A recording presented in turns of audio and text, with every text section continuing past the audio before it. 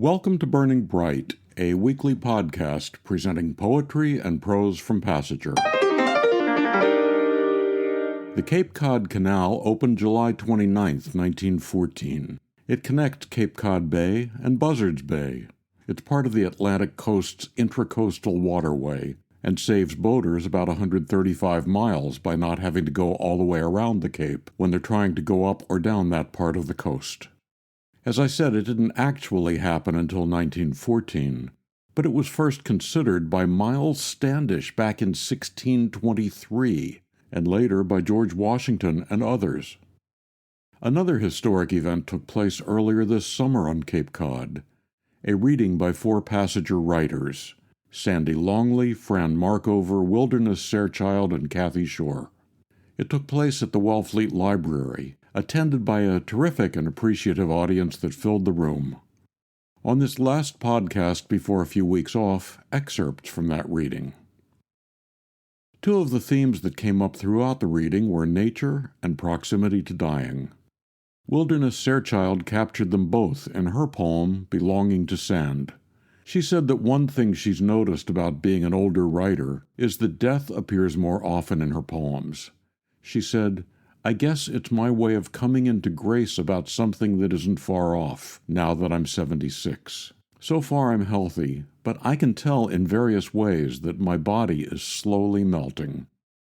Here's Wilderness reading Belonging to Sand. Belonging to sand.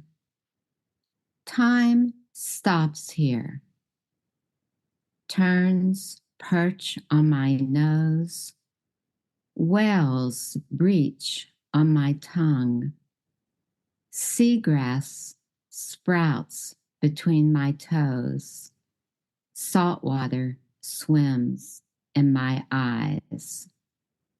Like the sand-bleached coyote skull, I too can imagine decaying out here until all that is left are white bones and the ghost of a satisfied sigh.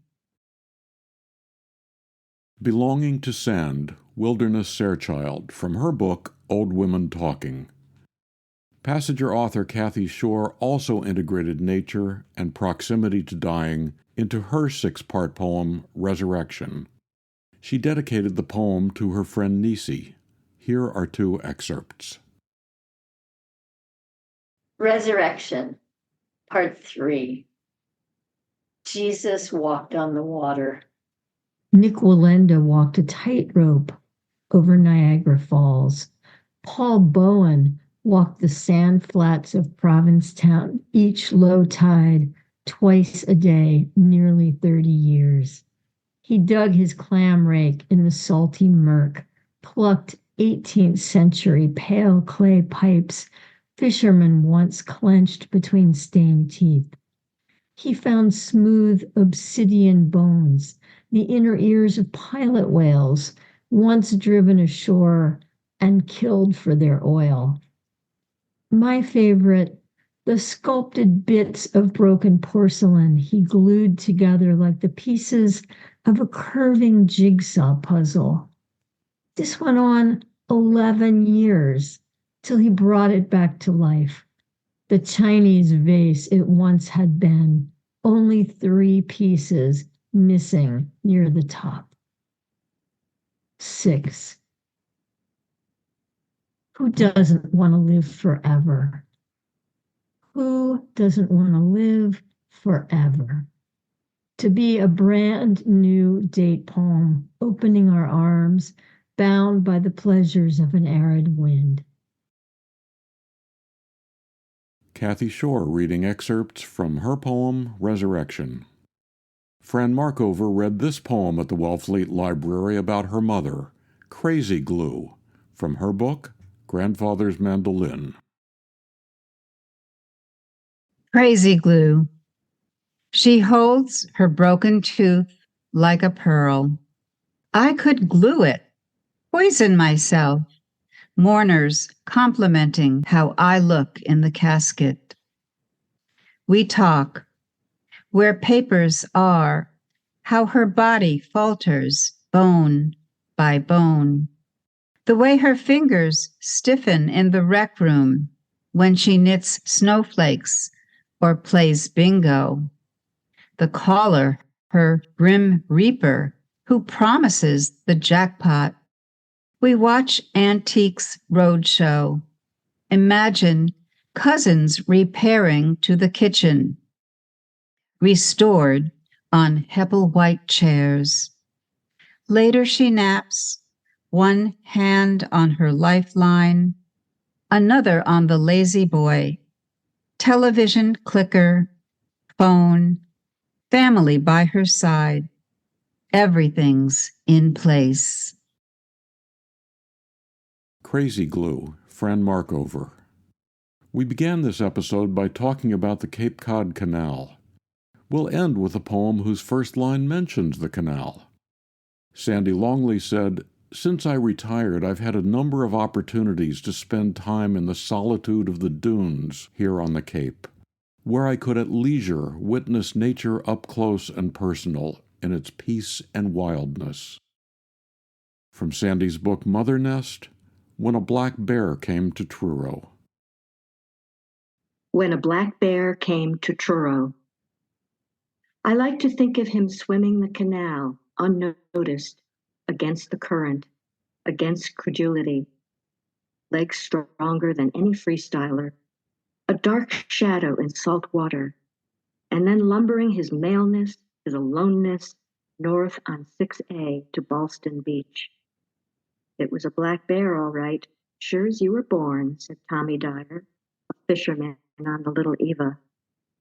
I like to think of him scratching his back on pitch pines, leaving scat in his wake. Grubs, apples, seeds, steam rising like a signal, and him mumbling, squeaking, panting. A scent of a young sow, perhaps, a scent of Wampanoag fires, of ancient deer bones, swales of genetic memory guiding him back home under a purple sky. Part healer, part magician that was Bear. When a Black Bear Came to Truro, Sandy Longley. We recorded the Cape Cod reading. Obviously, you just listened to some of it. If you'd like to watch it, go to our website, www.passagerbooks.com, and click on Events. Passenger likes road trips, and meeting writers and readers outside of our Baltimore home is very special. If you'd like to help organize a Passenger reading in your area, let us know. To buy Wilderness's book, Old Women Talking, Fran's book, Grandfather's Mandolin, and Sandy's book, Mother Nest, or to subscribe to or learn more about Passenger and its commitment to writers over 50, go to PassagerBooks.com. Passenger offers a 25% discount on the books and journal issues featured here on Burning Bright. Visit our website to see what's on sale this week. You can download Burning Bright from Spotify, Apple and Google Podcasts, and various other podcast apps. The Passenger staff takes a breather every August to refresh, catch up on our own writing and reading, catch up on our own weeding, those of us that have gardens at least, you know. We'll be back in September with more editions of Burning Bright. For Kendra, Mary, Christine, Roseanne, and the rest of the Passenger staff, Hey, it's the Passenger Glee Club. Come over here, closer to the mic. We will see you in September with a new year full of burning bright.